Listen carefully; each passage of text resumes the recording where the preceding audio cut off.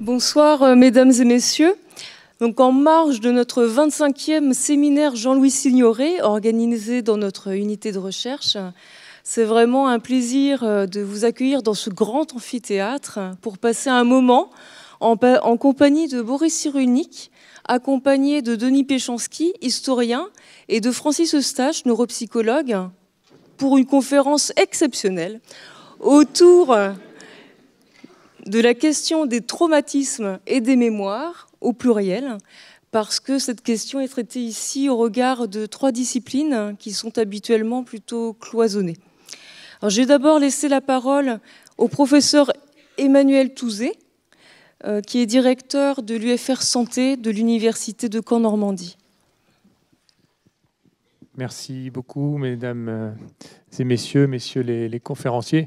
Je suis en effet très heureux de vous accueillir dans ce pôle des formations et de recherche en santé, au nom du président Pierre Denise, pour cette conférence Mémoire et traumatisme qui conclut donc votre 2e journée du 25e séminaire Signoret.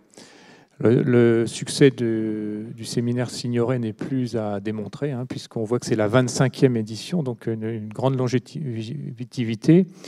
Un nombre de participants très important, puisque je crois que vous étiez plus de 400 à ce séminaire, et ce soir, plus de 800 personnes inscrites, et je suis vraiment très heureux de voir cet amphi rempli.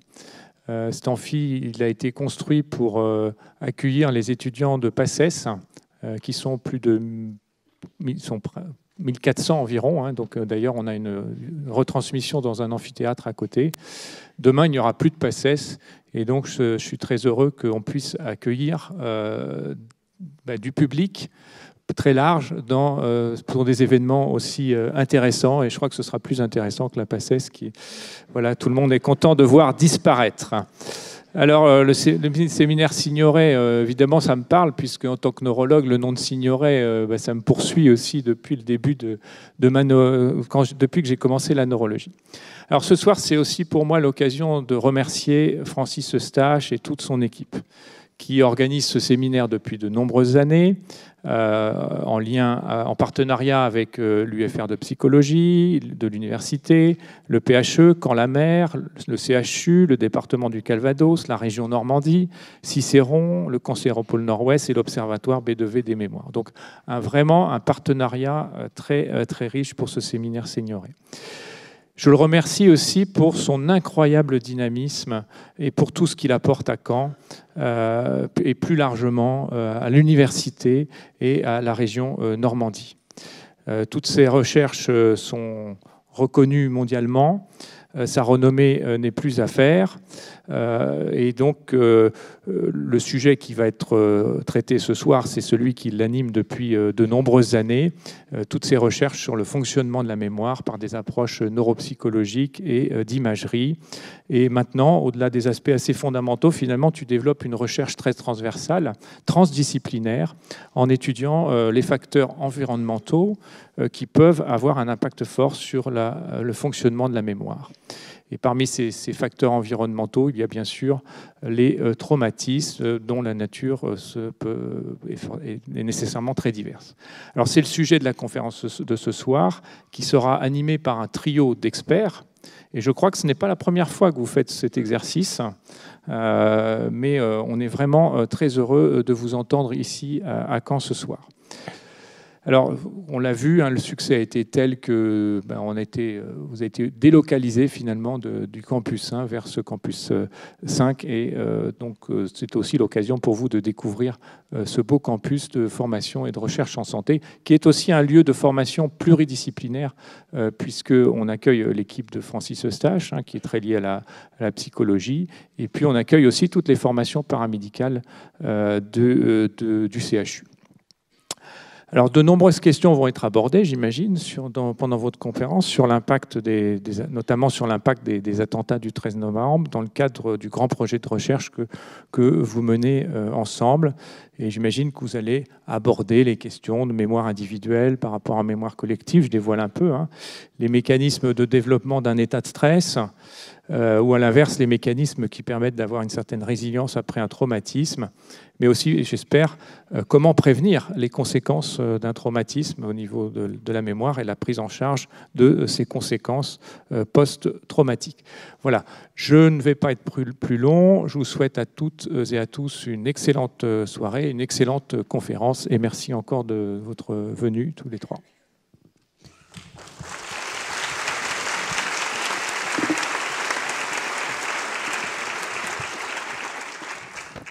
Merci beaucoup. Merci Emmanuel, merci Bénédicte pour cet accueil chaleureux ici au pôle formation recherche en santé.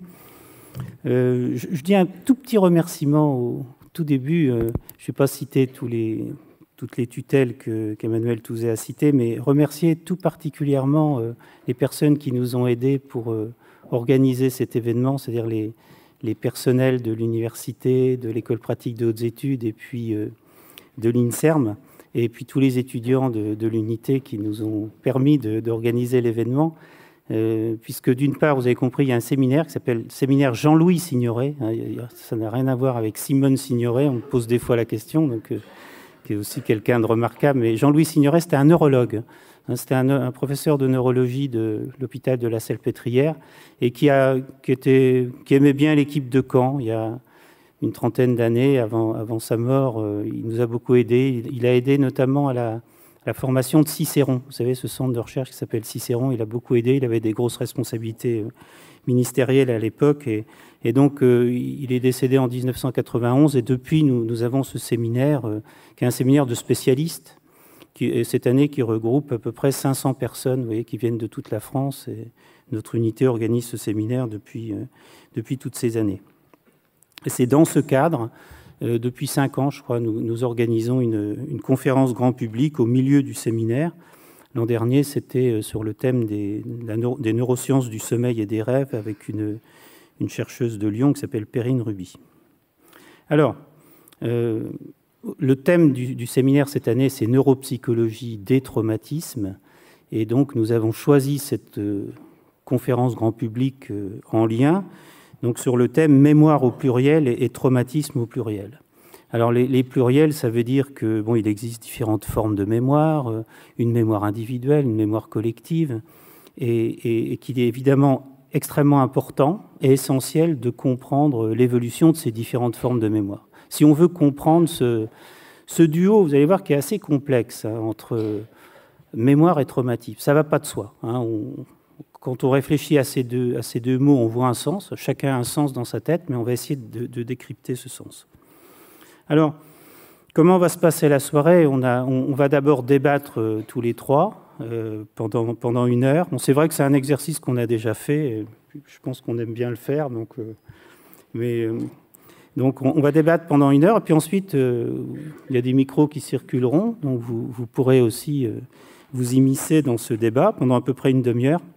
Et puis ensuite, il y aura une séance de dédicace, il y a des livres dans le hall, et puis on pourra continuer avec les personnes qui le souhaitent, les discussions de façon un petit peu plus individuelle dans la très belle bibliothèque de la faculté. Alors, les présentations, je vais faire court parce que Boris Cyrulnik, je pourrais dire tout le monde connaît Boris Cyrulnik. Mais ce sera un peu facile. Alors, je vais présenter Boris Cyrulnik de façon officielle et puis de façon plus subjective, voilà, tel que je le vis. Bon, objectivement, c'est un neuropsychiatre, parce que les médecins de ta génération étaient neuropsychiatres, ce qui était quand même bien. Psychanalyste, éthologue. Tu enseignes à l'université du Sud Toulon-Var. Et comment le grand public, je pense, te connaît parce que tu as popularisé, presque on pourrait dire, le concept de résilience que je ne vais pas définir devant toi, bien entendu. Je te laisserai le faire. Et puis, alors, au-delà, moi, je te perçois comme un homme engagé, une personnalité importante, et je pèse mes mots. Ouais. Tu as été notamment, s'il faut des exemples, membre de la commission Attali en 2007, qui était chargée de proposer des recommandations dans le cadre de la relance économique de la France. Donc, tu es comme ça dans des commissions très importantes. Et puis, j'ai lu ça, tu es une personnalité appréciée des Français. Ça, je trouve ça bien. Moi, je t'apprécie, donc j'ai repris ce terme. Et alors, j'ai essayé de comprendre, parce que j'ai réfléchi après. Pourquoi ? Pourquoi ? Je ne vais pas te poser la question. Moi, j'ai trois réponses. Je pense qu'il y a ta trajectoire. Là. Je ne vais pas développer, mais je pense que tu as une trajectoire qui rejoint l'histoire. Et je pense que c'est très important. Je pense que les gens, enfin, comme moi je suis un Jean aussi, je pense qu'on est sensible aux trajectoires. L'objet, évidemment, de tes études, de tes réflexions. Et puis au-delà, ta façon d'être, ta façon de te comporter, ta façon de répondre. Tu n'es pas quelqu'un de lent, mais tu es quelqu'un qui prend son temps pour répondre. Et tu as une qualité d'écoute, je pense, qui est exceptionnelle. Je pense que c'est pour ça que tu es apprécié des Français. Denis est aussi très apprécié des Français. Non, vous avez compris. Vous avez compris que je suis dans une position stratégique. Donc, Denis est historien, spécialiste de la Deuxième Guerre mondiale, directeur de recherche au CNRS et travaille dans un grand laboratoire à Panthéon-Sorbonne. C'est aussi un homme engagé. Il a beaucoup de responsabilités. Il est notamment membre de plusieurs conseils d'administration, de conseils scientifiques, de fondations. Je ne vais pas toutes les citer. Mais il est notamment président du conseil scientifique du mémorial du camp de Rivesaltes, dans le sud de la France, que je vous invite à découvrir. C'est un lieu, je pense, très important. Et puis, il est aussi président, vous le connaissez peut-être aussi pour cela, du conseil scientifique du musée mémorial de Caen, tout près d'ici. C'est pour ça que tu es un petit peu cané et tu viens souvent ici. Tu es responsable d'un équipex. Un équipex, c'est un équipement d'excellence, équipex matrice, qui joue un rôle très important pour les travaux scientifiques que nous menons. Et tu es co-responsable, ça a été dit par Emmanuel Touzé, du programme de recherche 13 novembre. Moi, je m'arrête pour décrire nos deux invités, parce que ce qui va compter maintenant, c'est la discussion, au-delà de la présentation formelle. Je vous dis un petit mot personnel, c'est que ça me fait très plaisir que vous soyez là, vraiment. On se voit de temps en temps, mais vous avoir tous les deux ici à Caen, toute la symbolique qu'il y a derrière cette ville, c'est vraiment un plaisir et un honneur, et je pense que tout le monde est ravi de vous voir ici.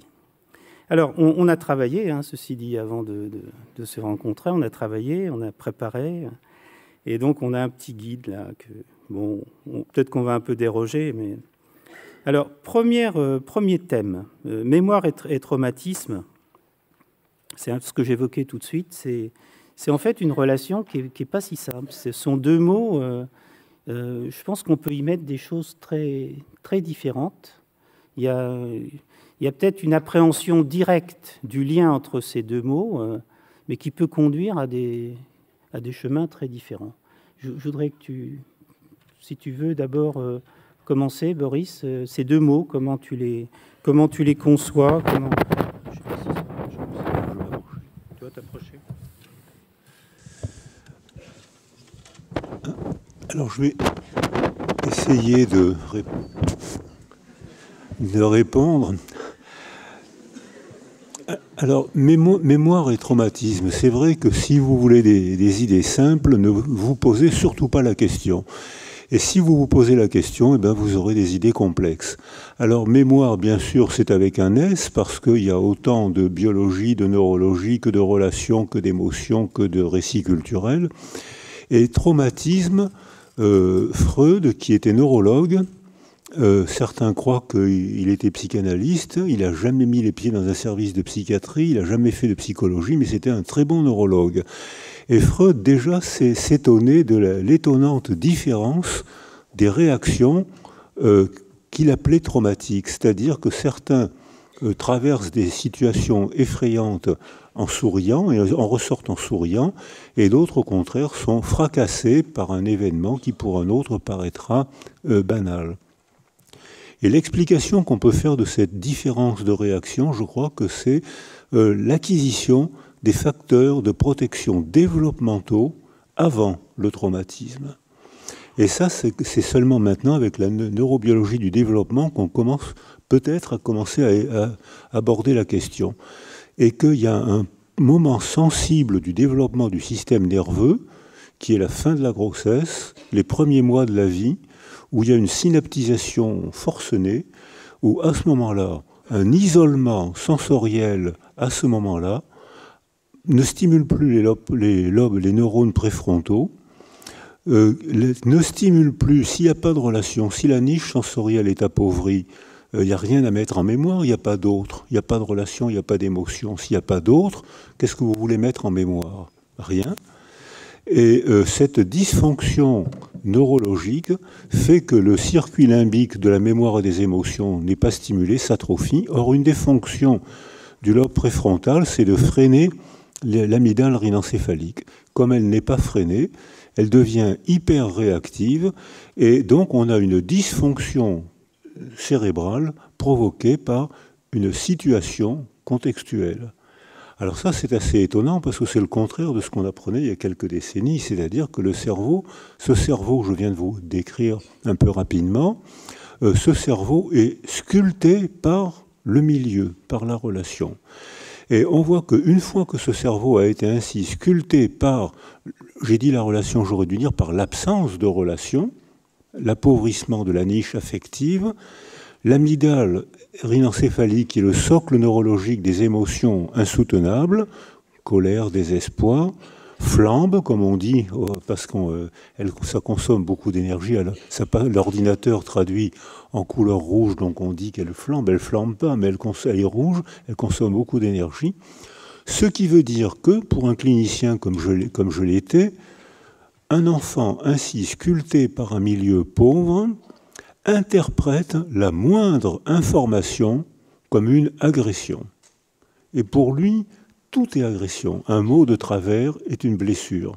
Alors qu'un enfant qui a été sécurisé bien avant la parole, un enfant qui a été sécurisé, le même mot, la même situation, peut-être que ça va le choquer, le faire sursauter, mais ça ne sera pas un traumatisme parce qu'il aura acquis un facteur de protection, alors que l'enfant développé, mal stimulé par une niche sensorielle pauvre, aura acquis un facteur de vulnérabilité neuro-émotionnelle qui fait que désormais toute information, toute situation stressante pourra se transformer en traumatisme pour lui, mais pas pour son voisin. Voilà, je pense que je dis ça juste pour compliquer un peu les esprits. Merci pour ces premiers éléments de réponse. Même si Boris a le don de simplifier, de transmettre, on est sur un sujet qui est complexe. Il ne faudrait pas penser que ce lien mémoire-traumatisme, c'est un lien simple. Non, il y a le temps qui va intervenir, il y a les différences individuelles, et puis il y a la matière même mémoire qui va être très particulière quand une personne ou un groupe de personnes vivent un événement traumatique. C'est-à-dire qu'il y a des aspects de la mémoire qui vont être rehaussés, et puis d'autres qui vont être alors dégradés, qui vont être mis à l'écart, qui vont être enfouis. Vous voyez, ce n'est pas une relation simple. Et c'est de cela dont il sera question ce soir. Donc, première réponse du neuropsychiatre, et maintenant la réponse ou les éléments de réponse de l'historien.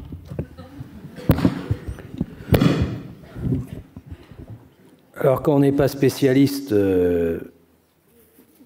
des bébés et des femmes enceintes, vous voyez bien la difficulté de l'affaire. Et en même temps, cette réflexion sur la mémoire traumatique, puisque c'était le point de départ de mes interrogations autour de la Deuxième Guerre mondiale et autour maintenant des attentats terroristes, je l'ai partagé avec des spécialistes comme mes deux collègues ou avec une psychanalyste comme Marie-Christine Lasnik. Et je me souviens très bien, petite anecdote, je parlais de mémoire traumatique pour parler de la Deuxième Guerre mondiale, mais comme ça, vous voyez, métaphore. Il ne faut jamais faire ça avec des psychanalystes. Hein. Enfin, je vous conseille.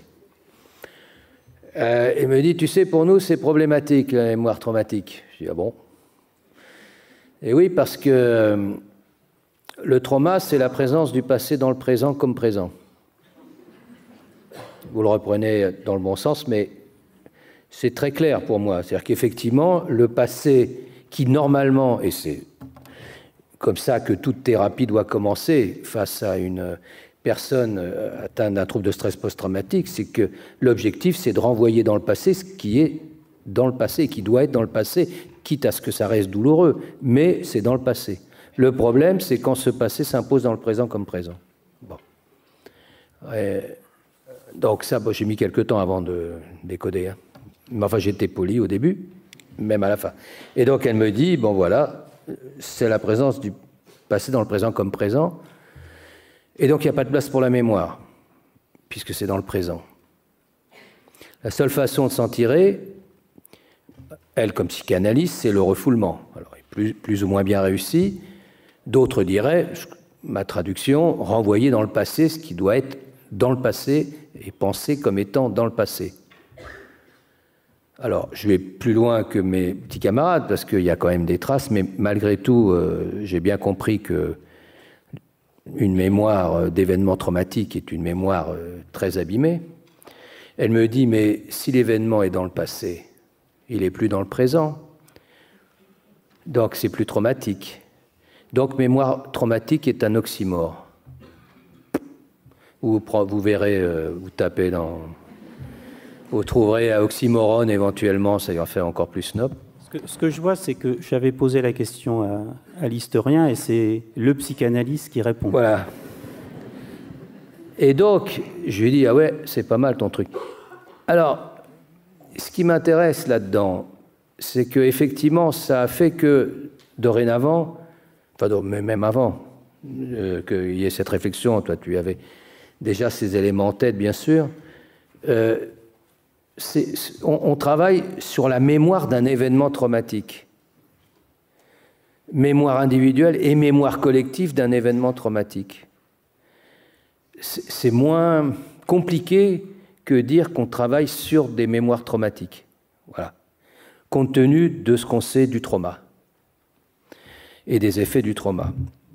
Alors, cet événement traumatique, le problème, c'est que les situations sont complètement différentes. Et l'historien que je suis vous dira, je travaille toujours sur la Seconde Guerre mondiale, et si je travaille sur des personnes qui ont subi un choc traumatique pendant la Seconde Guerre mondiale, ce qui arrive évidemment très souvent, ça s'insère dans une histoire longue de 6-7 ans, anormale. Alors que, travaillant sur le 13 novembre, je me trouve confronté à des personnes qui avaient une vie tout à fait normale, ou en tout cas peut-être embouteillée par d'autres histoires, mais certainement pas par l'histoire du traumatisme qu'ils vont subir. Ils ont des rendez-vous, ils sont à une terrasse, ils sont au Stade de France pour aller voir l'équipe de France gagner face à l'Allemagne, et où ils se retrouvent au Bataclan. Et là, tout d'un coup, vous avez le choc qui dure entre 10 secondes et 3 heures, dans un enchaînement qui est, lui, normal, on va dire, dans l'histoire de l'individu. Et c'est ça qui me frappe en travaillant sur ces témoignages individuels, de même que, mais je ne travaille pas sur ces cas-là, je me dis que des enfants qui ont subi des abus sexuels pendant des années présentent une pathologie qu'on va appeler de la même façon que les victimes survivantes du Bataclan, des terrasses ou du Stade de France, mais c'est profondément différent, en particulier parce qu'ils l'ont vécu dans la durée.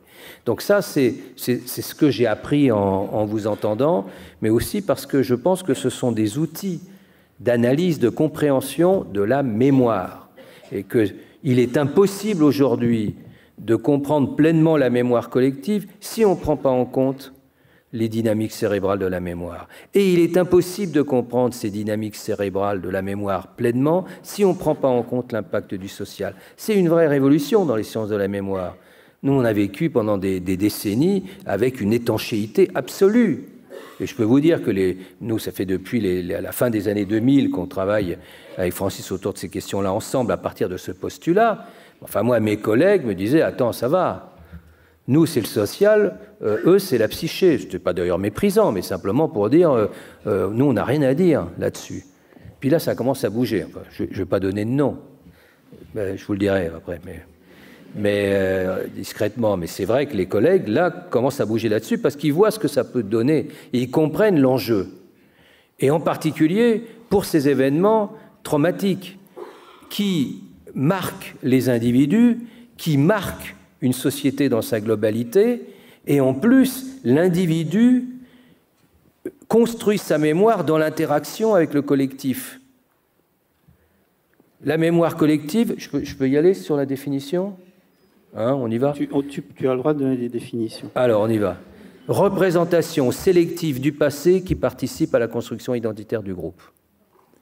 Alors, représentation du passé, c'est important ça, parce que c'est pas la mémoire comme étant le passé, simplement dans la tête, vous voyez, c'est une représentation du passé, une construction, une reconstruction de ce passé, ce que vous êtes en train de vivre, par exemple, qui va certainement être un événement fondamental dans votre histoire de vie, mais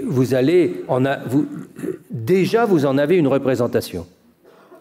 Ça n'est pas ce que vous vivez dans l'absolu, comme si c'était vrai avec un grand V.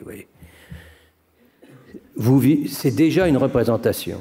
Bon, alors, pour reprendre mon affaire, représentation du passé, représentation sélective du passé, parce qu'effectivement, la mémoire collective ne retient pas tout, comme d'ailleurs la mémoire individuelle, c'est ce qui fait encore un nouveau pont. Elle ne peut pas tout retenir, et n'importe comment, elle ne veut pas tout retenir, cette mémoire collective. Et elle veut ces mémoires collectives. Et elle ne retient que ce qui sert à quelque chose, ce qui a un sens, ce qui a une utilité sociale, ce qui participe à la construction identitaire du groupe. Pourquoi je dis groupe ? Parce que ça peut être ce à quoi on pense nous tous, c'est-à-dire la société française. On pourra revenir, si vous voulez, sur des résultats qu'on peut avoir dans nos travaux sur la mémoire du 13 novembre ou des attentats terroristes dans la société française dans son ensemble. Mais par exemple, dans le cadre de notre travail, nous avons interviewé à peu près 80 policiers. Bon. Eh bien, la mémoire de ces policiers n'est pas du tout la même, n'est pas la même, pas du tout, non, bien sûr, n'est pas la même, évidemment, que la mémoire de la société française dans sa globalité. Pourquoi ? Parce que, par exemple, quand on leur dit quels sont les attentats qui vous ont le plus marqué ces dernières années, ils vont tous nous parler de Magnanville. Alors, pour la plupart d'entre vous, ça ne veut rien dire, sauf que Magnanville, c'est l'exécution d'un couple de policiers devant leurs gosses par un terroriste islamiste. Et ça, pour les policiers, c'est un moment tournant. Ils vont tous en parler. Alors que si on interroge les Français, ça va être 1-2% de la population qui va le présenter comme un élément très marquant.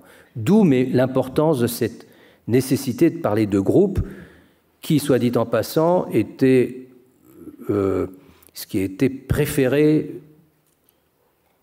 par le sociologue Maurice Halbwachs, le grand fondateur de cette analyse, enfin ce concept de mémoire collective, milieu des années 20, 25, les cadres sociaux de la mémoire, et puis post-mortem, parce qu'il est mort en déportation, un bouquin qu'on a appelé La mémoire collective. Et lui préférait parler du groupe plutôt que parler de la société française dans son ensemble, voilà, ou d'une nation dans son ensemble. Mais de fait, c'est à partir de ces outils conceptuels, on pourra revenir dessus, qu'on arrive à comprendre comment fonctionne une mémoire collective, mais aussi comment se construit une mémoire individuelle et une mémoire collective en interaction. Merci. Je voudrais revenir vers toi, Boris, et parler maintenant des limites du trauma. On a vu que le trauma, il évolue au fil du temps. On a vu qu'il évolue aussi sur le plan de la représentation sociale. C'est-à-dire, si on parle par exemple des traumas je parle des traumas psychiques, hein, pendant la Première Guerre mondiale, il y a eu énormément de soldats qui ont été victimes de ce qu'on appellerait maintenant un trouble de stress post-traumatique. Et quand ils avaient, je ne sais pas si on peut dire la chance d'être soignés, les méthodes de l'époque étaient relativement barbares, et l'objectif, c'était de les renvoyer au front. Et puis ensuite, le temps a passé, et puis il y a eu la guerre du Vietnam, qui a joué un rôle très important, ce qu'on appelait le syndrome post-Vietnam. Et puis en même temps, les mouvements féministes aux États-Unis qui ont joué un rôle aussi très important et qui ont conduit à ce trouble de stress post-traumatique que l'on connaît maintenant, que l'on étudie, que l'on connaît de mieux en mieux. Donc il y a une représentation sociale qui évolue et la prise en charge des patients qui s'améliore. Donc ça, c'est un point très important. Alors, la notion de trauma, également, c'est une notion qu'on utilise maintenant dans le langage courant. Et, il y a 2-3 jours à la télévision, j'entendais que les supporters du Paris Saint-Germain étaient traumatisés parce que leur équipe... je pense qu'au stade Malherbe, il y a beaucoup de traumatisés aussi dans les supporters. Alors, bon, là, je mets sur le terrain de la boutade, mais plus sérieusement, et là je me tourne vers Boris Cyrulnik, le trauma, bien sûr, pas quand on est dans des situations extrêmes, comme celle que tu viens de rappeler tout de suite, Denis, mais dans la vie de tout un chacun. Le trauma, il peut avoir aussi, il est essentiel, il peut avoir aussi une dimension constructive, positive. Comment est-ce qu'on peut mettre pas des règles, mais des moyens de comprendre ce qu'est un trauma qui fait partie de la vie, de l'existence, et ce qu'est vraiment un trauma au sens qui va conduire potentiellement à une pathologie? Alors, aucun concept ne peut naître en dehors de son contexte culturel. Et à Toulon, je travaille avec les psychiatres militaires. Actuellement, il y a 10 000 soldats au Mali. Il y a moins de morts, on en parle étonnamment peu. Il y a énormément de syndromes psychotraumatiques. Patrick Clairvoy nous dit, qui est psychiatre qui a la chaire de psychiatrie militaire, nous dit que pendant la guerre de 14-18, où le concept n'était pas travaillé, il avait déjà été énoncé par Freud, mais pour l'hystérie, pas pour ce qu'on est en train d'élaborer maintenant. Et quand le psychiatre, pendant la guerre de 14-18, quand un homme rentrait des tranchées troublé, même parfois très altéré, avec des dyskinésies neurologiques qu'on ne voit plus maintenant, avec des sortes de chorés de Huntington, avec des tremblements tellement le fracas les avait effrayés, traumatisés, ils étaient appelés Boches de l'intérieur, c'est-à-dire qu'on les considérait comme des traîtres, puisqu'ils ne combattaient plus, donc ils se faisaient complices des Boches, et ils recevaient des électrochocs sur la cuisse ou dans le dos pour les punir, de façon à ce qu'ils puissent repartir au combat.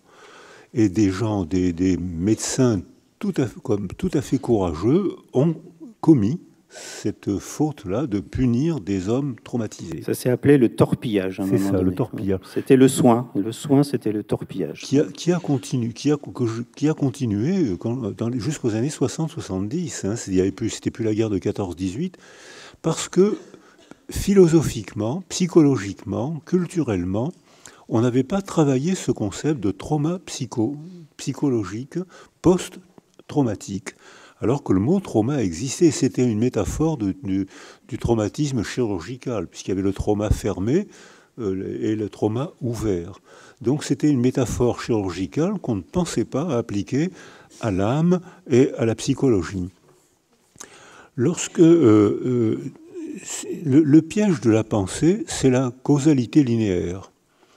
Alors que là, maintenant, on est rentré dans la pensée systémique, où on est obligé d'associer des gens de disciplines différentes qui tournent autour d'un même objet pour essayer de l'éclairer de manière différente. Et là, on peut, comme dans un système respiratoire qui est totalement hétérogène, où il y a l'oxygène dans l'air qui franchit la paroi solide des poumons, qui est recueilli par les globules pour flotter dans l'eau du plasma, ça fait le système respiratoire alors que c'est totalement solide, gazeux et liquide. C'est totalement hétérogène.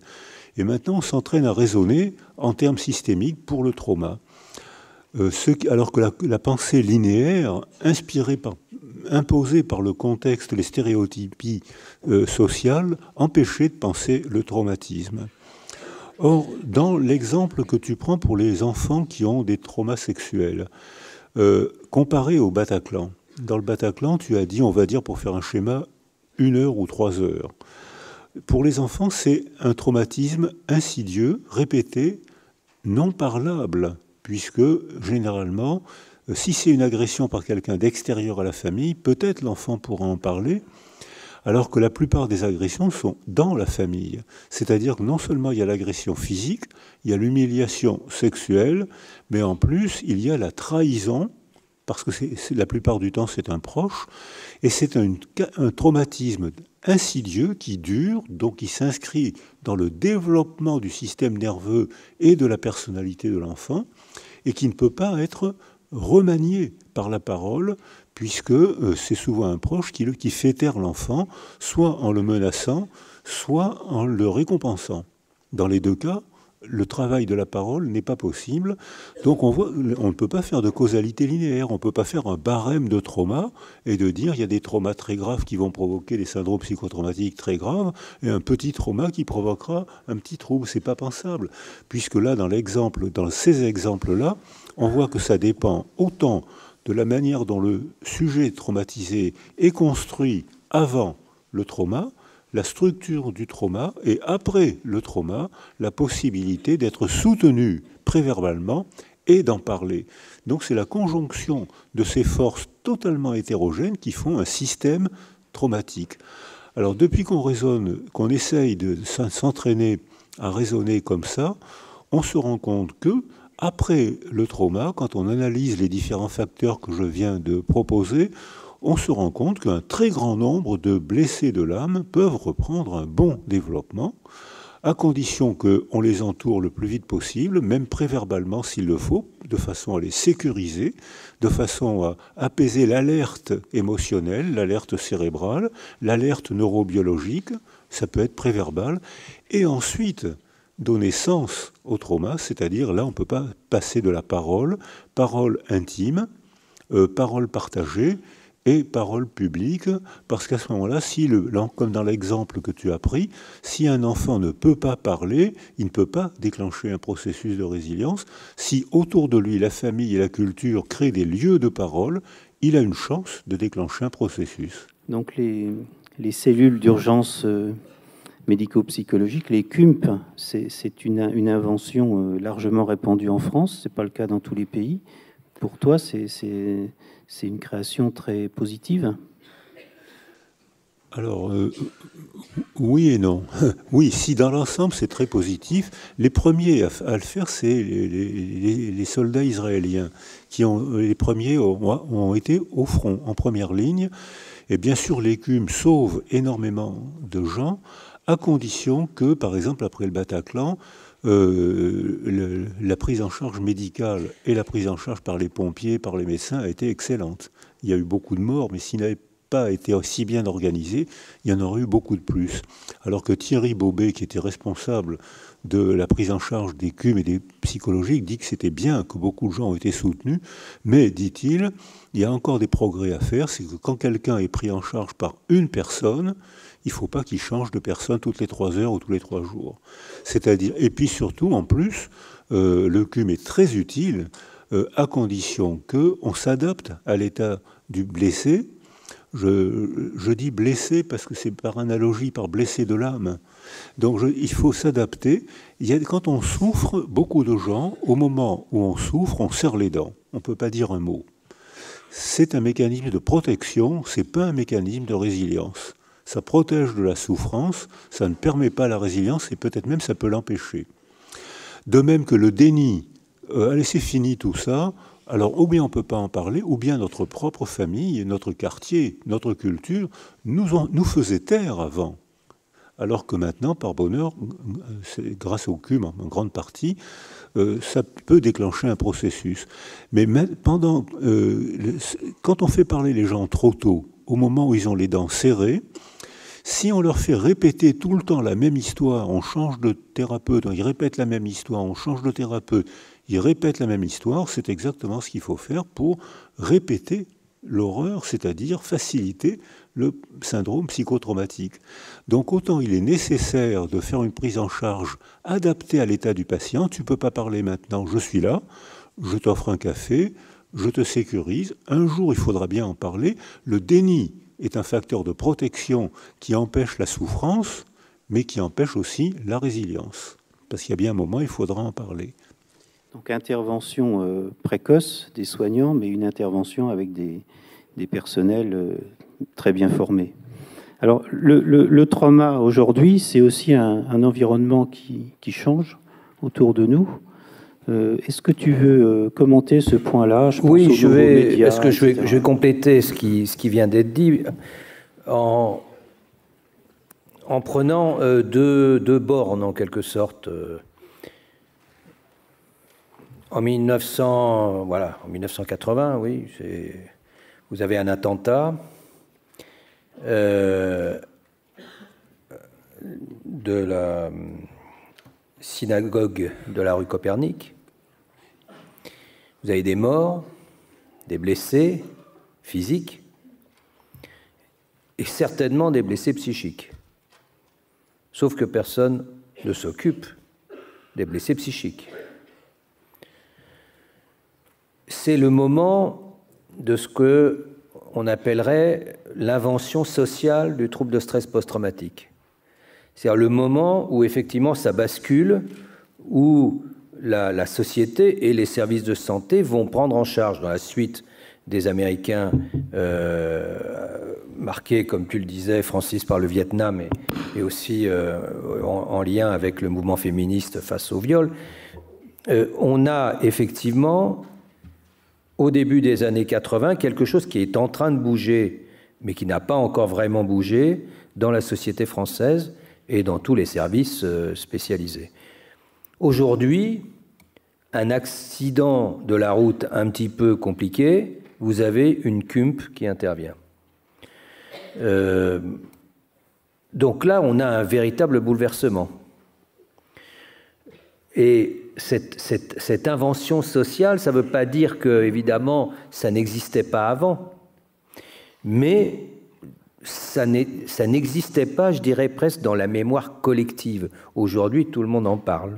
C'est dans la mémoire collective des Français, d'une certaine façon. Certainement pas en 1980. Et en plus, ça ne l'était pas chez les praticiens, ce qui quand même posait un petit peu problème. Donc, première remarque, ça c'est un travail, je vous renvoie à un travail remarquable fait par Fassin, Didier Fassin, pas Eric, l'autre il est nul. Didier Fassin et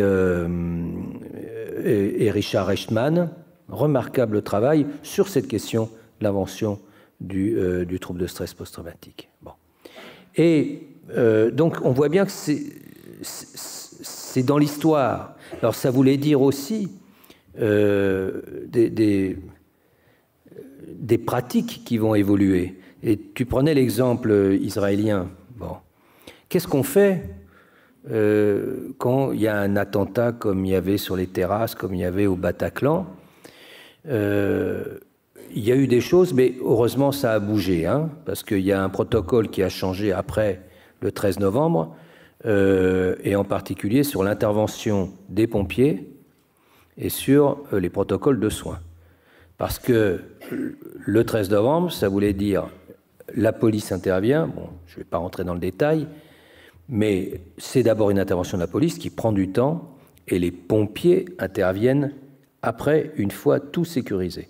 Maintenant, un protocole est mis en place pour qu'ils puissent intervenir le plus rapidement possible et que dehors se trouvent, parce que ce n'est pas eux qui vont rentrer, les médecins spécialisés du SAMU, bon, et qui vont pouvoir intervenir. Alors, je ne vais pas rentrer dans le détail, mais vraiment, il y a quelque chose qui a bougé. Puis il y a une deuxième chose qui est très intéressante.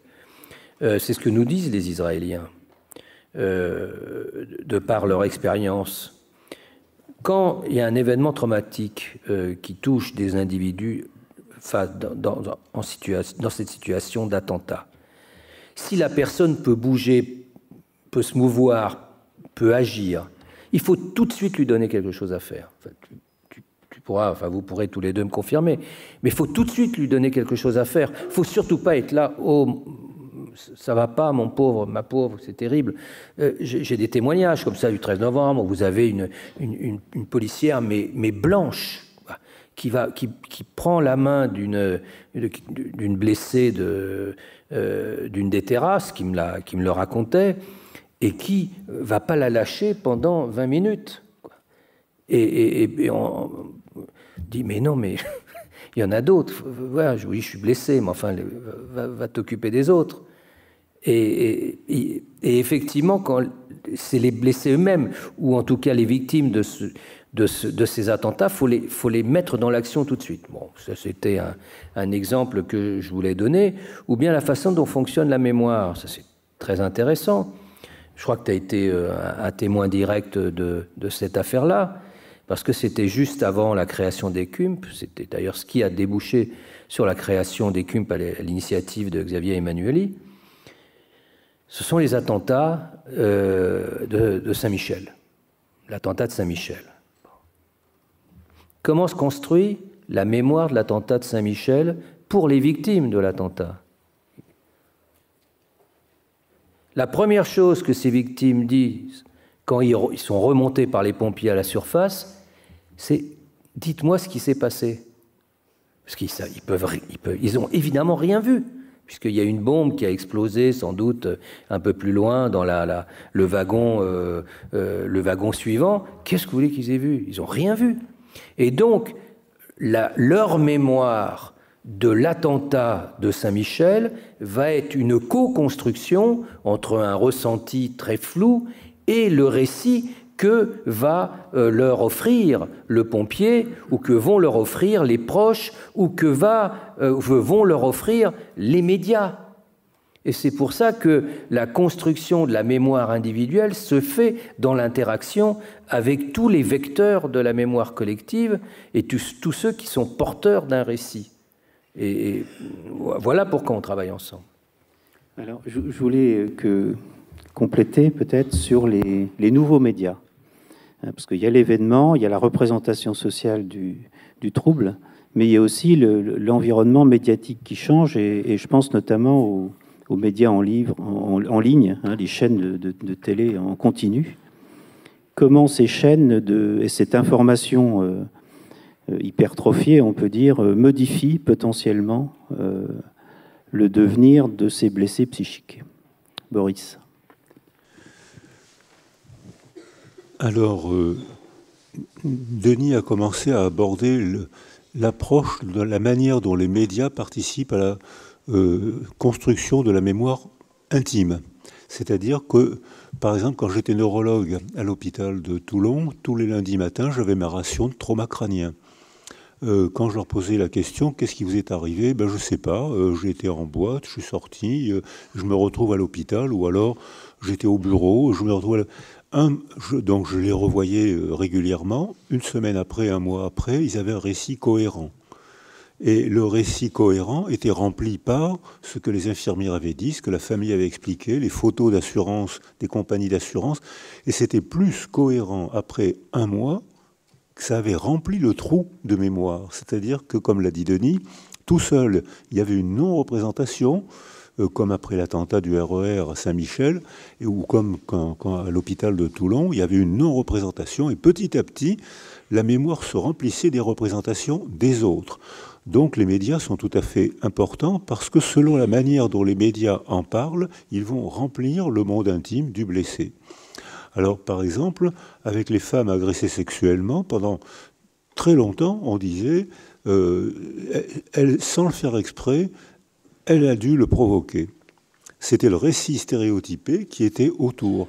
Comment voulez-vous qu'elle déclenche un processus de résilience puisqu'elle était contrainte ou bien à se soumettre à un stéréotype? Elle ne pouvait pas dire ce qu'elle ne pouvait pas travailler, ce qu'elle avait pensé. Donc ce stéréotype-là empêchait la résilience. Ensuite, après les attentats, lorsque on a raconté, par exemple, après le Mohamed Merah, il y a eu des tonnes d'articles, de films que j'ai vus, que beaucoup de gens dans la salle ont vus aussi, qui ont pratiquement héroïsé Mohamed Merah. Regardez ce gosse de banlieue, il était pauvre, et regardez maintenant, il est riche d'émotions, il est courageux, il a tenu tête à 30 membres du GIGN. Et il a été... Le raid. Et il a été héroïsé. Faut que tu t'approches du micro. Il a été héroïsé. Vous entendez mieux maintenant? Il fallait le dire avant. Merci, madame. Nous, on ne se rend pas compte ici. Donc... Mohamed Merah a donc été héroïsé. Dans la semaine qui a suivi, il y a eu 80 attentats antisémites. C'est-à-dire que la manière dont les médias ont parlé du crime de Mohamed Merah a galvanisé, a été une sorte de modèle comportemental. Et bien sûr, les victimes, les parents des victimes avaient du mal à en parler puisque Mohamed Merah a été glorifié. Donc, ce qu'on avait demandé aux médias à ce moment-là, c'était glorifier les victimes, citer leurs noms, éventuellement montrer à quel point c'était des innocents, des gens intéressants, qui ont été tués et arrêter de ne montrer ni la photo, ni même le nom de l'assassin. Ça n'a pas été fait, mais il y a eu une tendance. Et il semble bien que les blessés ont eu un sentiment de justice. Ils peuvent s'exprimer ou ils peuvent parler de leur défunt. Qu'est-ce qu'on fait quand on perd quelqu'un dans notre famille? Qu'est-ce qu'on fait? La première chose, c'est on regarde sa photo. La deuxième chose, c'est on grave son nom sur une pierre. Il faut qu'on écrive, il faut qu'on parle de celle qui vient de partir. Or, dans les attentats, qu'est-ce qu'on faisait? On parlait de l'assassin. Il y avait des enquêtes. Et les blessés avaient l'impression qu'ils étaient seuls, abandonnés. Et comme on l'a proposé tout à l'heure, le plus sûr moyen de se laisser se développer un syndrome psychotraumatique, c'est de ne pas soutenir le blessé. Donc les médias, sans le faire exprès, ont empêché le soutien des blessés. Mais là, il y a eu des rencontres avec les médias et Sam Thiano, qui est venu travailler avec nous à Paris, Sam Thiano dit qu'il est, même préverbalement, il est nécessaire d'être là. Et ensuite, dès que la famille le peut, ou dès que le blessé le peut, mais même la famille ou les médias doivent parler du défunt ou de la famille, et non pas raconter pourquoi le pauvre en est arrivé à tuer 93 personnes. Tu veux prolonger, Denis, sur les médias? Oui, je vais prolonger parce que je vais rebondir sur l'exemple que tu donnes. Parce que le contre-exemple, ça a été l'héroïsation de Beltrame. Je suis sûr que si, parce que moi je ne m'en souviens même pas, et je suis un peu spécialiste du sujet, si je vous demande le nom de l'assassin de Beltrame, du terroriste de Trèbes, personne ne s'en souvient. En revanche, Beltrame, tout le monde s'en souvient. Et cette héroïsation fait que d'ailleurs, quand on demande aux Français quels sont les attentats terroristes qui les ont le plus marqués, ils ne citent pas Trèbes.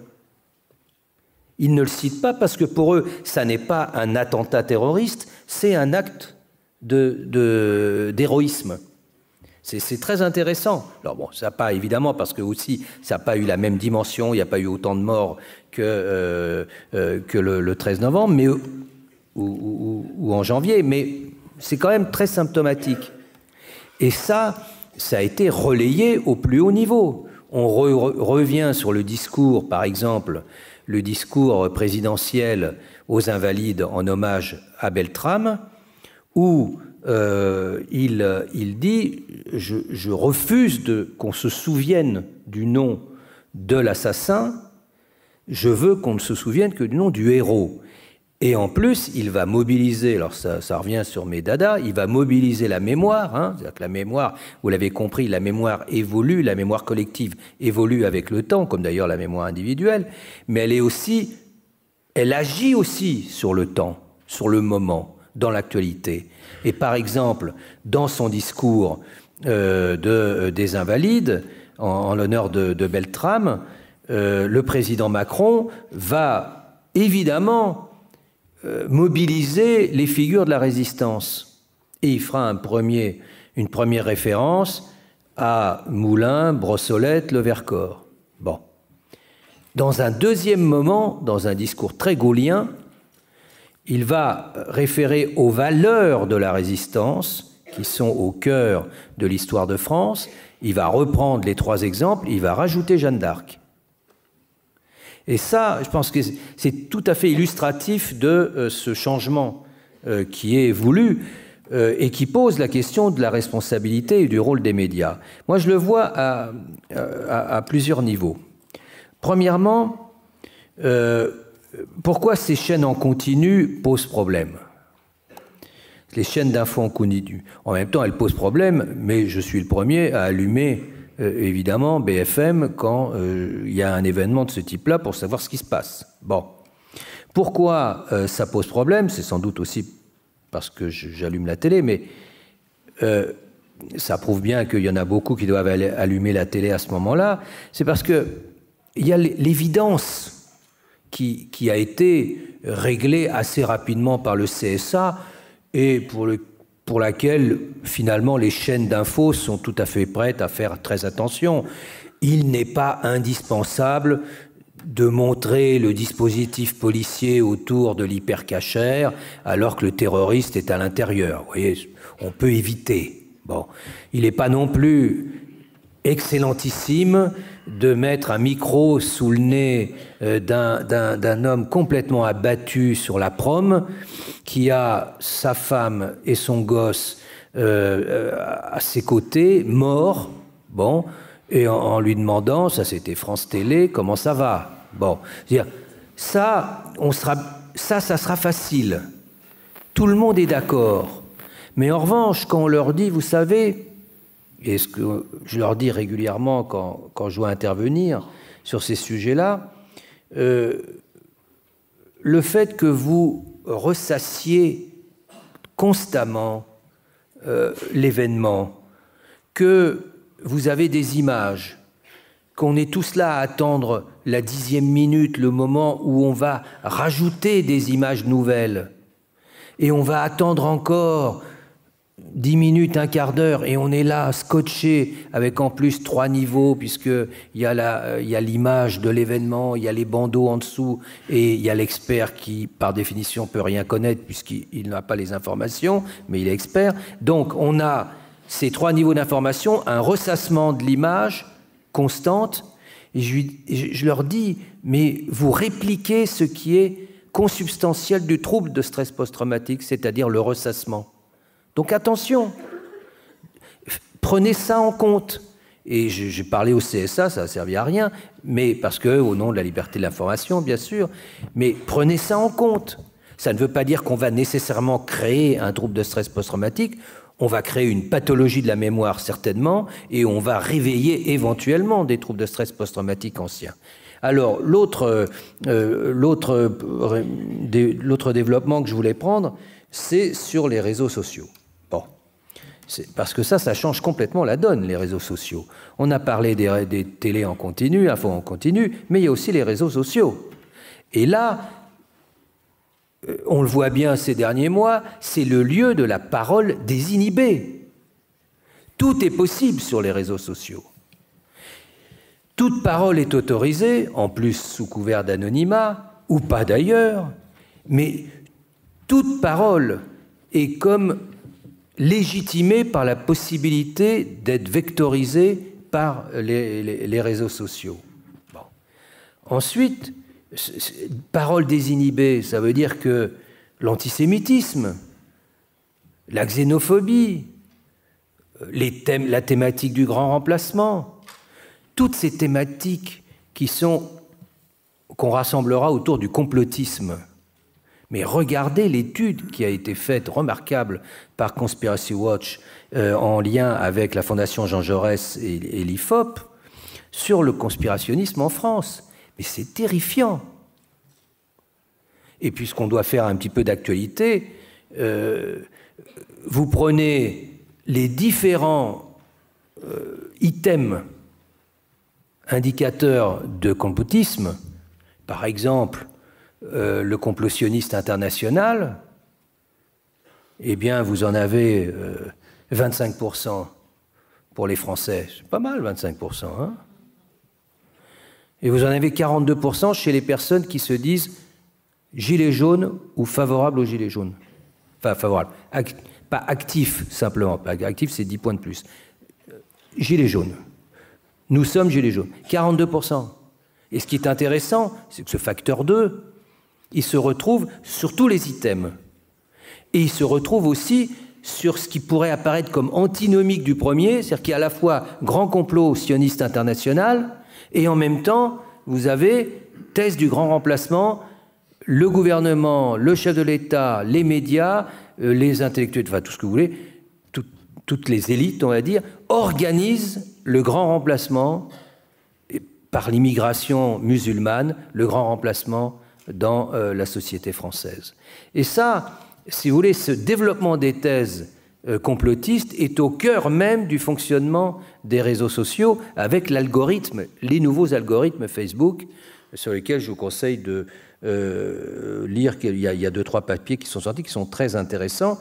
Alors, autre caractéristique, la fausse horizontalité de ces réseaux sociaux, puisque tout le monde peut parler, on est tous sur le même plan, sauf qu'il y a, pour reprendre une terminologie que j'ai appris de mes gosses, il y a des influenceurs. Voilà. Ouais. Eh bien, j'utilise ce terme, effectivement, dans ce cas-là, il y a des influenceurs dans les réseaux sociaux, alors même qu'on affiche une pseudo-horizontalité de la parole, qui est une parole désinhibée. Et ce qu'il y a derrière, c'est un refus à la fois de l'expertise et de la représentation. D'où la thématique de... on peut discuter évidemment des questions de la crise de la démocratie politique, ça, il y a plein de choses à dire. Je ne me prononce pas là-dessus, ce n'est pas le problème. Mais on voit bien que derrière, là, il y a un refus de la représentation au nom d'une société qui serait comme une somme d'individus qui, à un moment donné, d'ailleurs, se retrouvent et créent une nouvelle solidarité, parce que c'est une des clés de la situation actuelle. Voilà. Alors, on a vu les mémoires, on a vu le trauma, on a vu les liens entre les deux, on a vu l'évolution au fil du temps, le rôle des médias au fil du temps dans le sens très large, hein, y compris les représentations sociales qui évoluent. Alors, maintenant, le temps passe, la personne qui a été victime de traumas graves, on pense aux enfants notamment. Il y a beaucoup de personnes dans la salle, je sais, qui travaillent dans le domaine de l'enfance, de la petite enfance. Alors ensuite, comment on peut aider ces personnes? Et je te donne la parole, Boris, avec ce concept que tu as forgé, que tu as fait connaître. Comment on peut activer ce concept concrètement aussi, hein? Il y a l'aspect théorique, mais il y a l'aspect concret. Est-ce que tu peux nous donner quelques éléments? Et puis ensuite, on passera les micros dans l'amphi, s'il y a des questions dans l'amphi. Voilà. Oui, on disait que le contexte social structure les interactions avec les blessés, on les laisse de côté ou au contraire on les envahit, on les fait taire, etc. On les héroïse, etc. Or, avant le concept de résilience, quand on avait des raisonnements de causalité linéaire, on disait « il, elle a été blessé dans son enfance, il, elle est foutu ». C'est une phrase que j'ai entendue très régulièrement, pensant que ces enfants étaient foutus, on ne s'en occupait pas, et effectivement, ils étaient foutus, puisqu'on ne s'en était pas occupé. C'est-à-dire qu'on avait créé une prophétie auto-réalisatrice. Quand, en 1982, Amy Werner a montré que quand on s'occupe, certains enfants, dans des conditions impensables, arrivaient quand même à reprendre un bon développement, Michael Rutter, avec qui j'ai eu la chance de travailler, a dit « mais il faut s'intéresser à ces enfants ». Or, la même question avait été posée à à deux psychanalystes, René Spitz et Anna Freud, quand ils s'étaient occupés des petits-enfants anglais dans les nurseries d'Hampstead, dans la banlieue proche de Londres. Et Spitz avait répondu ce qui était logique. Il avait répondu « on va d'abord s'occuper des enfants en difficulté ». Or, Michael Rutter a répondu « ces enfants qui s'en sont sortis alors que logiquement, ils auraient dû être foutus toute leur vie, ces enfants ont quelque chose à nous apprendre. Et ce renversement de questions a déclenché une avalanche de recherches et parfois de contresens. Alors, maintenant, on sait la définition de la résilience, je l'ai presque proposée, il n'y a pas plus bébête, plus cucu que la notion de résilience, quoi. C'est la reprise d'un nouveau développement après un traumatisme psychique. C'est-à-dire que on se développe, tant bien que mal, arrive le fracas, la sidération corticale, le fracas cortical, l'agonie psychique. Qu'est-ce qu'on fait? Ou bien ces enfants sont foutus, effectivement ils deviendront foutus, ou bien on les entoure et ils reprendront un développement plus ou moins bon qu'on peut appeler résilience. Quelles sont les conditions pour les entourer? Et là, on entre dans les retombées pratiques de la résilience. Contrairement à la pensée intuitive, c'est totalement contre-intuitif. La résilience neuronale, après la sidération psychique, est souvent la plus facile à déclencher. On la voit, par exemple, avec l'électroencéphalogramme, tout bébête. On voit qu'après un trauma, il y a une avancée du sommeil paradoxal, parce que les enfants, les adultes, ont peur de s'endormir ou ne peuvent pas s'endormir parce qu'ils sont parasités, comme tu l'as dit, par la pensée intrusive de l'horreur qui se répète, et comme disent les patients, qui revient, j'y pense tout le temps le jour, et ça revient la nuit. Donc ils ne s'endorment que épuisés, donc les stades lents de l'endormissement sont sabotés, et le sommeil paradoxal, qui est l'alerte biologique du sommeil profond, est avancé. Et ce sabotage des stades lents qui précèdent le sommeil paradoxal stimule les hormones de croissance. Et ces personnes-là se réveillent fatiguées, comme les dépressifs, qui disent « je ne comprends pas pourquoi je me réveille fatigué », parce que probablement ils ont eu leurs soucis des architectures, le sommeil, diminue la sécrétion d'hormones de croissance et d'hormones sexuelles. Et puis on voit que la résilience neuronale, on peut maintenant la photographier. On peut maintenant même la mesurer. La reconstruction, quand le trauma a été développemental, il y a des altérations d'abord fonctionnelles, puis ensuite des altérations organiques, anatomiques, visible, parfois visible, l'atrophie bifrontale, elle est facile à voir. Le circuit limbique, il faut un ordinateur pour mesurer ça, c'est plus difficile à voir au scanner de Ville, alors que l'atrophie bifrontale, on la voit au scanner de Ville. La dilatation des ventricules, on la voit au scanner de Ville. Donc, mais là, pour faire une recherche plus précise, il vaut mieux avoir une résonance magnétique. Alors, contrairement à ce qu'on pense, dès que les gens traumatisés sont sécurisés, la reconstruction neuronale, la résilience neuronale se met en marche. Dès que la résilience neuronale se met en marche, les gens récupèrent mieux. S'ils se sentent sécurisés, les tests psychologiques montrent que les indices d'angoisse disparaissent. C'est-à-dire que, ensuite, si on parle avec les gens, on voit que la modification, alors ce qu'on a dit depuis qu'on est ensemble, la modification de la représentation de ce qui nous est arrivé se met en marche. Alors c'est à la fois un facteur de résilience et non plus seulement un facteur de protection.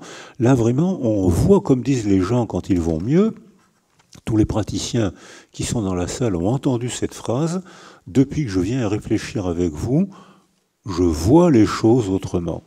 Et je crois que c'est très bien dit. Parce que le fait d'avoir à choisir des mots pour raconter quelque chose qu'on ne peut pas raconter banalement, c'est un travail, c'est pas le retour de la mémoire, c'est la représentation du passé qu'on élabore pour intentionnellement l'adresser à quelqu'un. C'est-à-dire que la mémoire est toujours une anticipation.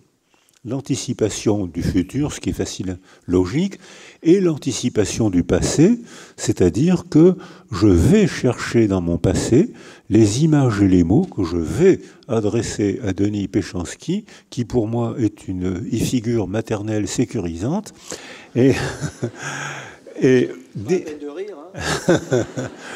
Et dès que j'ai construit un récit pour lui faire comprendre, parce qu'il a tellement de mal à comprendre, donc dès que je recommence, je fais un récit, dès que je fais un récit, le récit que je lui ai fait, parce que je postule qu'il va chercher à me comprendre, fait que il me tranquillise, ou plutôt l'idée que je me fais de lui me sécurise.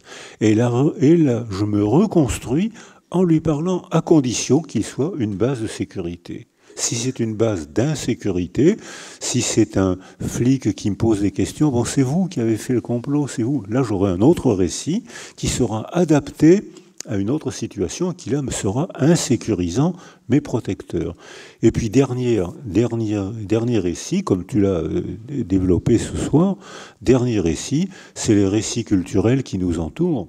Si on dit que je l'ai bien mérité, ce que j'ai entendu après des blessés du Bataclan, vous l'avez bien mérité.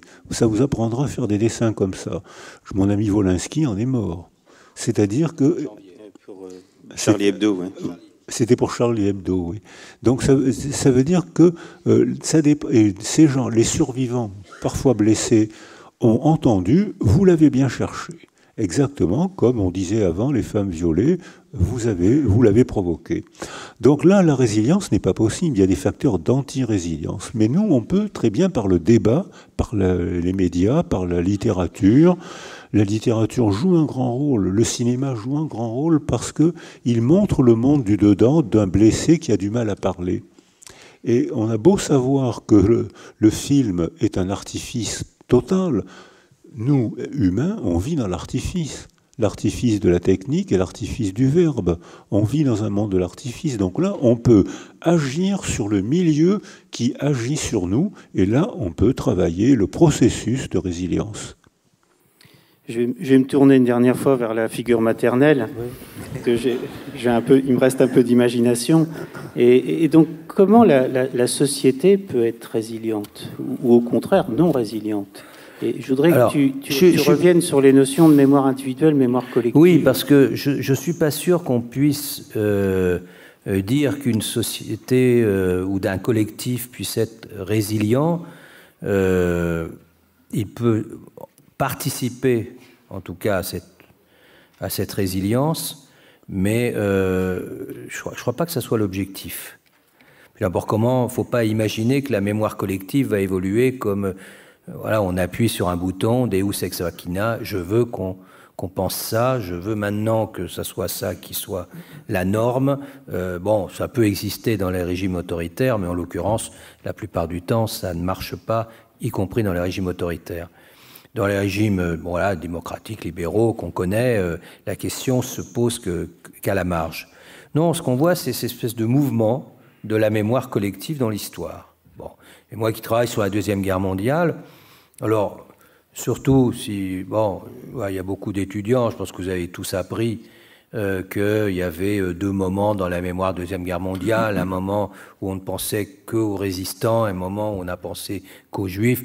Donc c'est totalement faux, bien entendu, mais c'est ce qu'on vous a appris, c'est dommage. Et si vous êtes en âge d'avoir des enfants en terminale, ne leur dites surtout pas ce que je vais vous dire, c'est-à-dire que c'est faux. Bon, c'est faux, pourquoi? Parce qu'en fait, c'est plus complexe, bien entendu, qu'il y a des configurations mémorielles.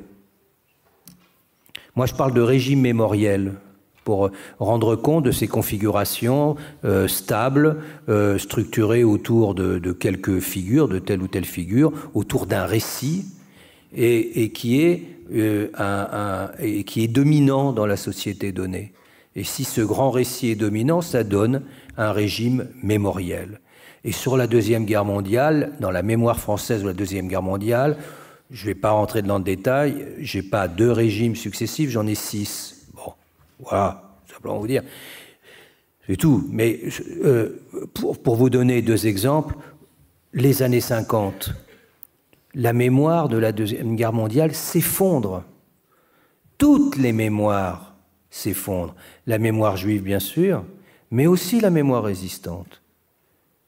Et pourquoi? Parce que l'actualité, l'agenda, c'est les guerres coloniales et c'est la guerre froide. Et ça pose un problème, la mémoire de la Deuxième Guerre mondiale, quand on a la guerre froide, parce que l'allié d'hier, c'est l'ennemi d'aujourd'hui. Donc, bon.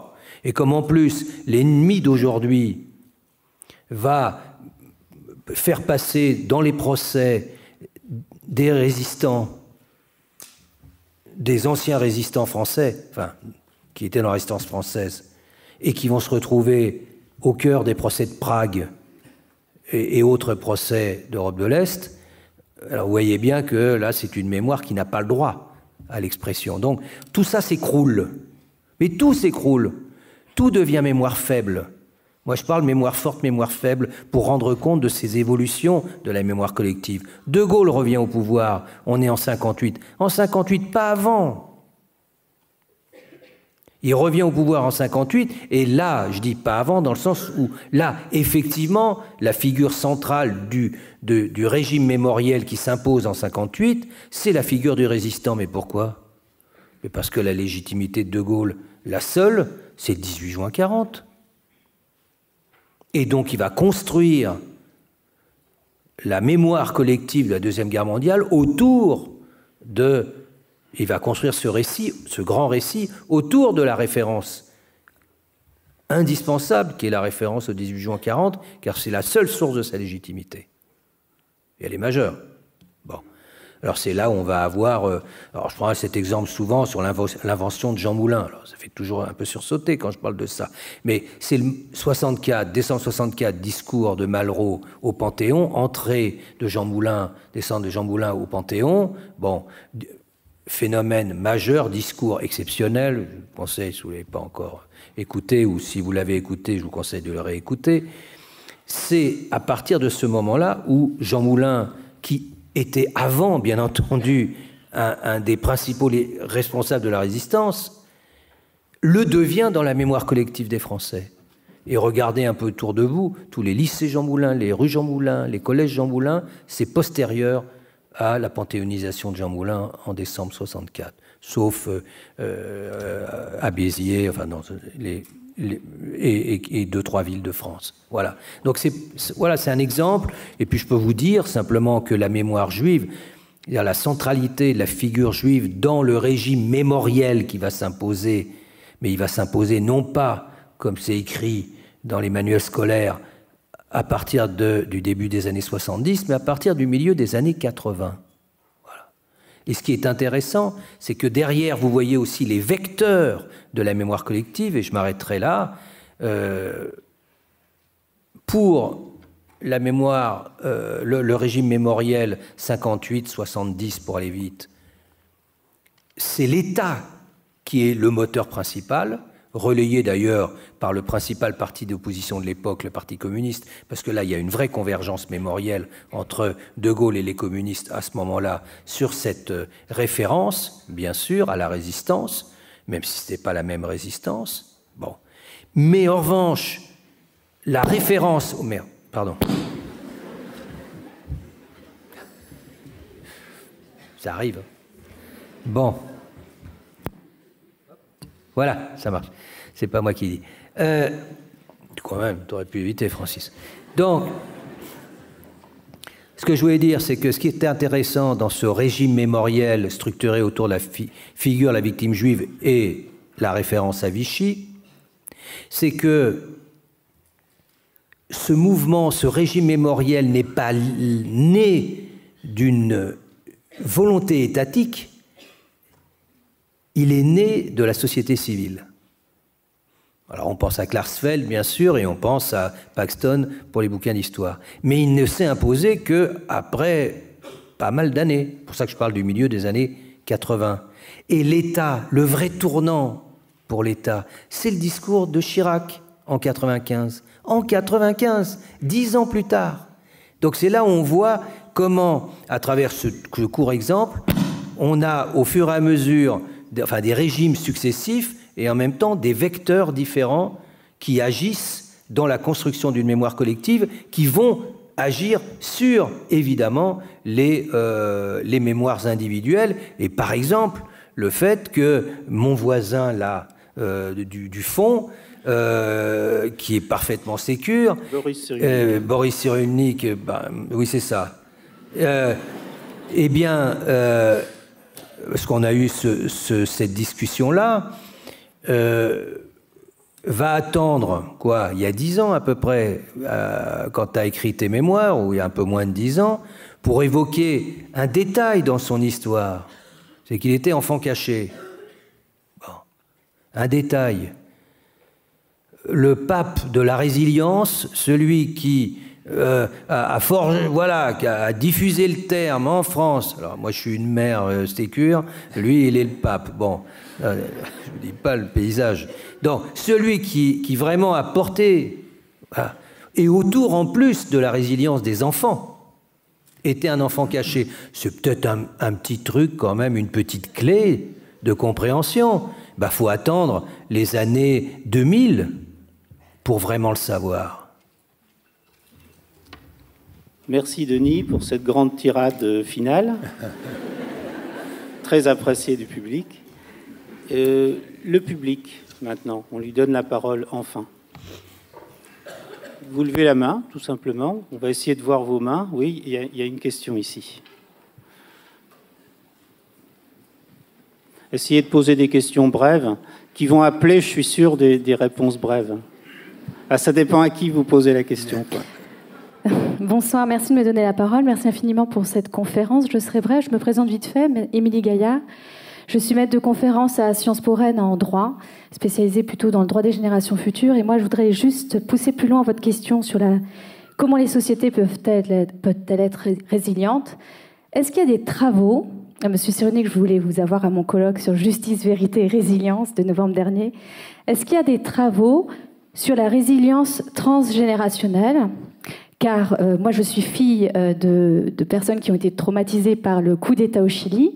Mes parents ont eu la bonne idée d'aller en Afrique du Sud du temps de l'apartheid. Donc, on a un petit peu enchaîné des traumatismes de ce type-là. Et je suis très intéressée en tant que juriste dans cette quête de défense de la démocratie sur cette résilience transgénérationnelle. Qu'est-ce que vous pourriez dire pour pousser plus loin la dernière question ? Je vous remercie. Merci pour cette question, parce que 2 mots pour y répondre, épigenèse et non-dit.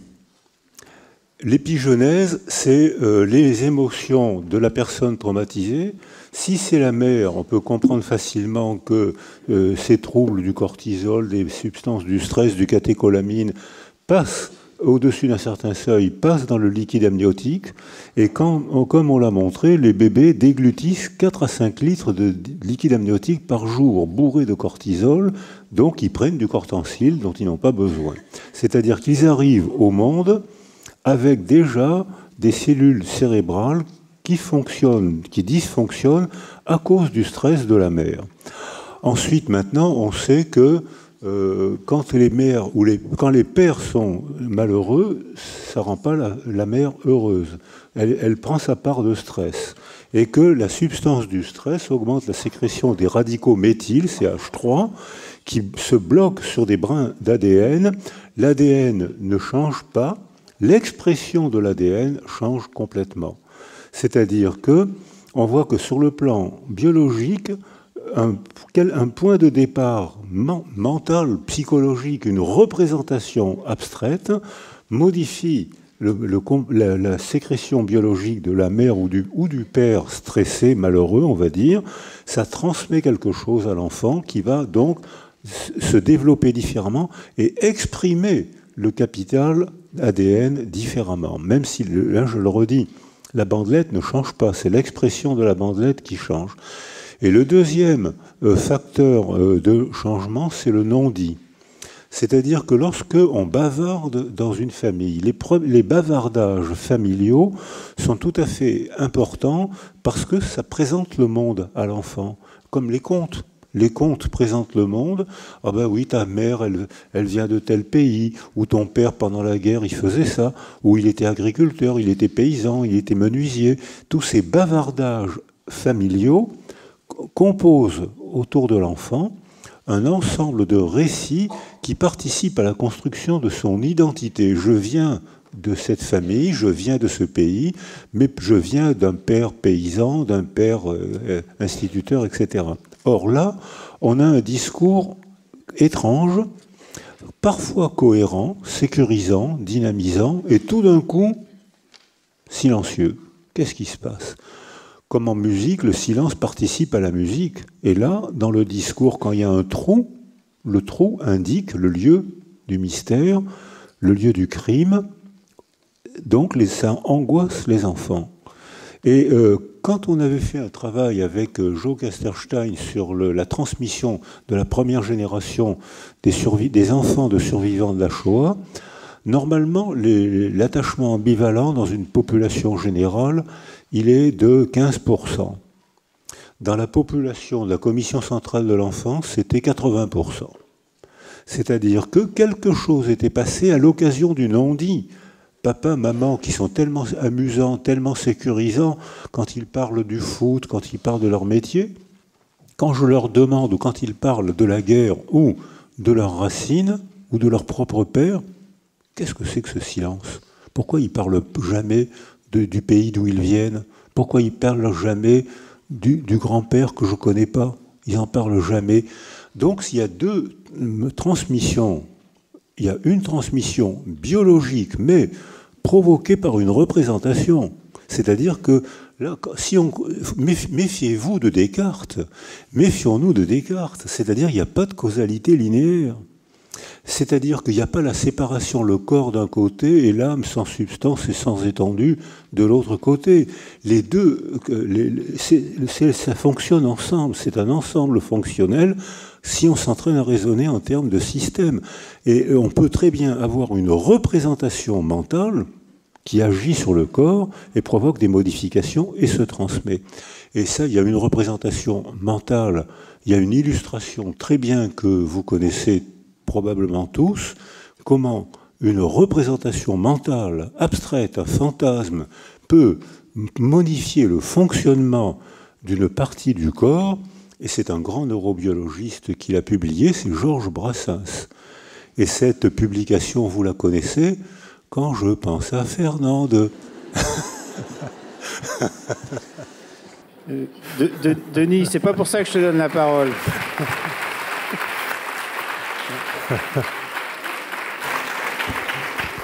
Comment vous voulez que je parle après ça? Je voudrais que tu reviennes sur des... Je connais pas cette chanson, donc...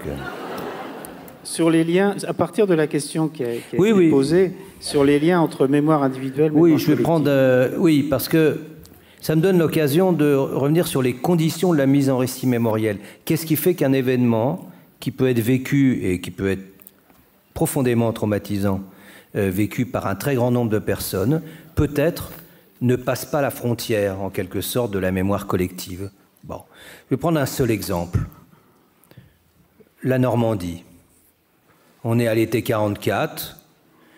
Pendant 3 mois, il y a eu bien plus de destruction matérielle, de villes, de morts, de blessés, que pendant toute l'occupation allemande. Bon.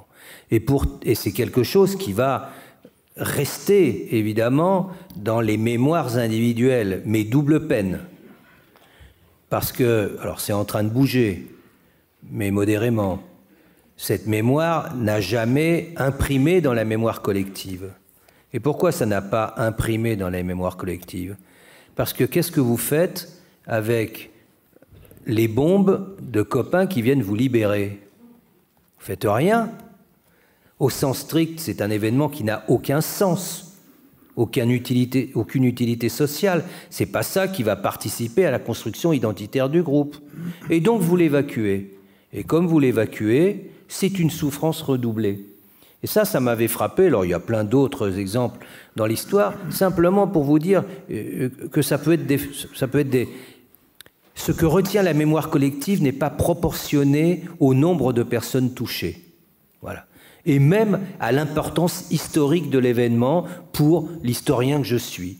Voilà. L'exode de 40 n'est pas un élément structurant de la mémoire collective et ne l'a jamais été. Il y a des bouquins et des films, mais enfin, fondamentalement, ça ne l'a jamais été. Et pourtant, l'historien que je suis vous dira c'est absolument fondamental pour comprendre la France de la guerre. Voilà. Sauf que qu'est-ce qu'on fait avec la fuite, la honte, la peur, le vol? On ne fait rien. Ça n'a aucun sens, aucune utilité. Donc ça reste à côté de la mémoire collective. Une deuxième question? Oui, ici. Le monsieur avec le pull bleu. Je peux parler. Bonsoir. Je vois pas. Là. Ah oui, vous êtes tellement loin. Oui. Ouais. Mais on vous entend très bien. On vous entend Parfait. très bien. Et on vous voit maintenant. Alors, je me présente. Je suis étudiant en 3e année. On m'entend, c'est bon.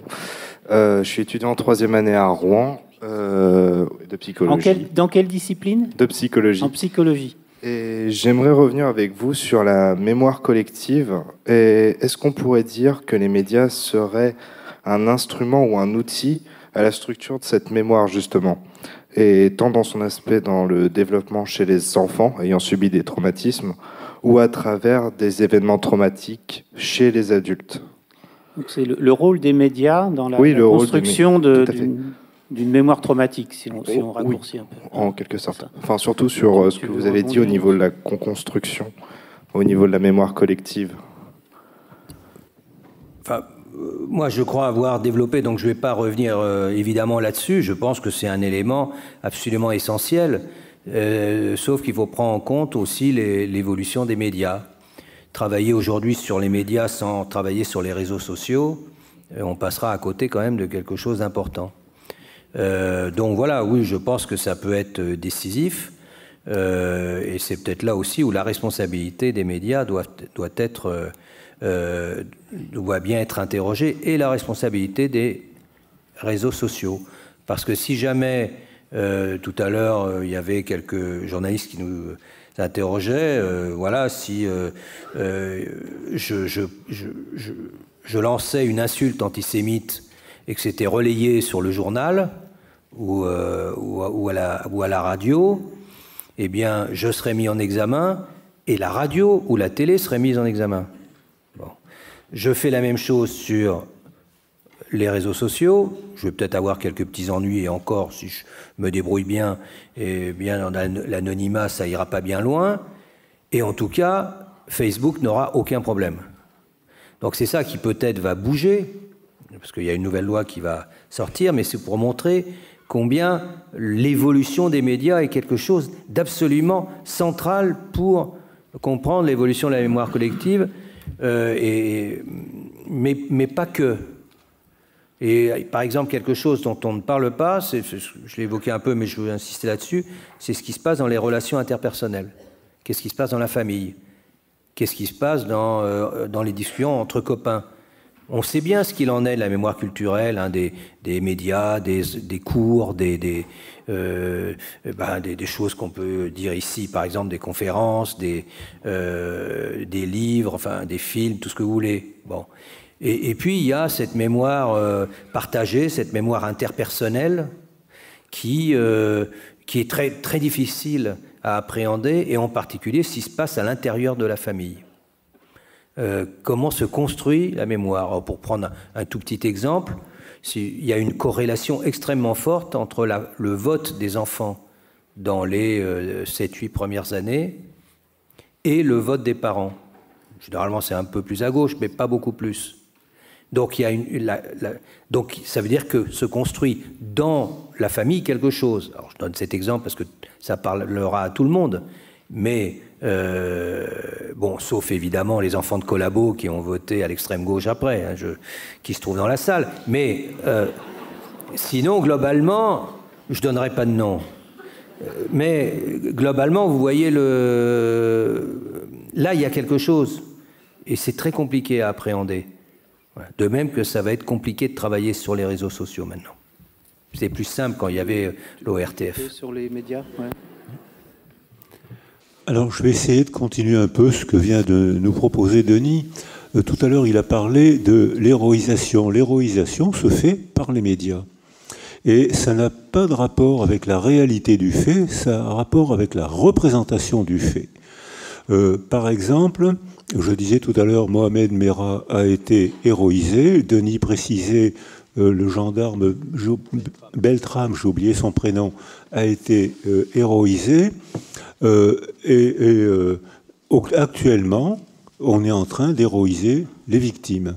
C'est-à-dire qu'on est en train de changer complètement un virage anthropologique de la situation de victime. Avant, la victime, c'était le vaincu. Tais-toi. T'as pas honte? Tais-toi. Maintenant, la victime est glorifiée par les récits, les films, les romans, les explications, les médias. Or, c'est toujours un mauvais signe social. C'est quand on a besoin d'héroïser quelqu'un, c'est que le groupe social est en difficulté. L'exemple que je propose pour illustrer cette idée, c'est Dien Bien Phu, où l'armée française a été incroyablement vaincue à cause d'une énorme faute militaire, où l'armée française s'est mise dans la cuvette entourée de sommets, ce qui était une faute militaire, parce que le général pensait que Jarmet et les petits Vietnamiens pourraient monter au sommet. Or, ils ont démonté les canons, ils ont démonté les mitrailleuses, pièce par pièce, ils ont remonté les canons et les mitrailleuses en haut, et ils ont massacré l'armée française. Qu'est-ce qui s'est passé? Pour éviter l'humiliation, on a héroïsé une infirmière. Je me rappelle, on voyait des photos d'elle partout, à Paris, on racontait son histoire. Autre exemple que vous connaissez tous, la bataille de Little Big Horn, le général Custer, 300 films, dont John Wayne. John Wayne, il est beau, il est magnifique, il est courageux, son épée se casse et il continue à se battre avec un tronçon d'épée. Qu'est-ce que c'est beau! Ah, le héros!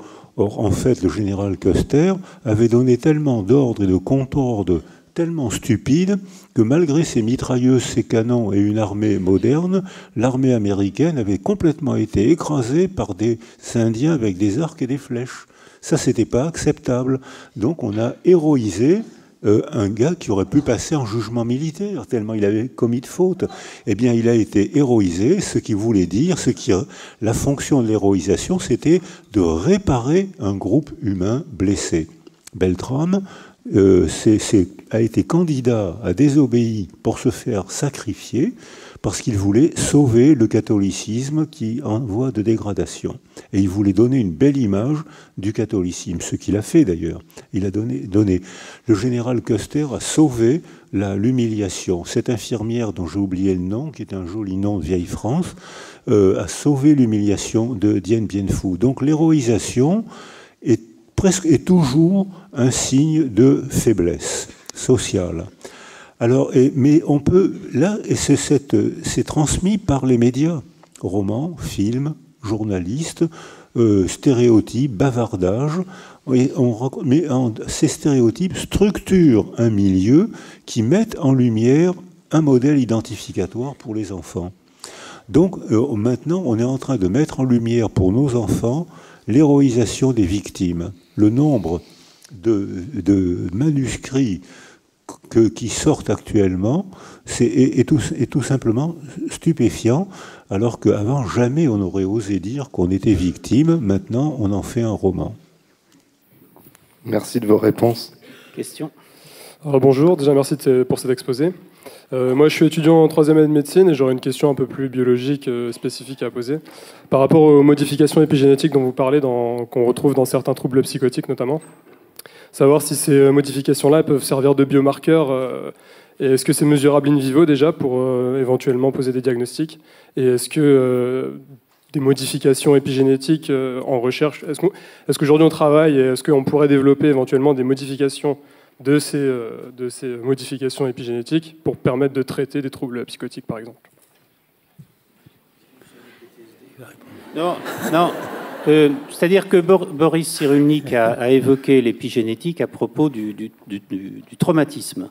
Et cet après-midi, d'ailleurs, dans notre séminaire, ça a été largement abordé par un neurobiologiste, qui a montré la complexité de ce sujet et qui a bien montré qu'on est aux limites des connaissances actuelles en neurosciences et en neurobiologie.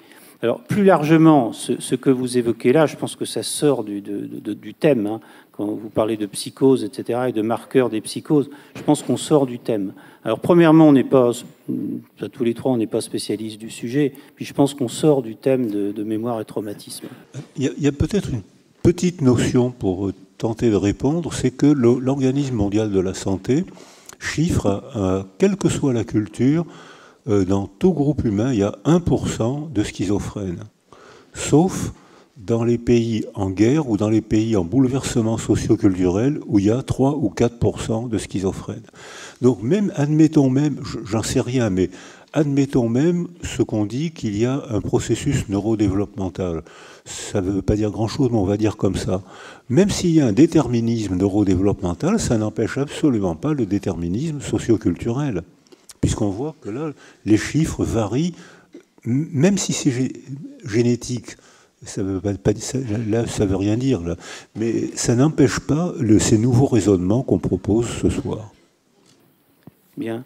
Écoutez, je propose qu'on arrête cette partie, en tout cas, de la soirée, que l'on peut prolonger avec certaines d'entre vous dans la bibliothèque, avec Boris Cyrulnik et Denis Péchanski, autour d'une séance de dédicace.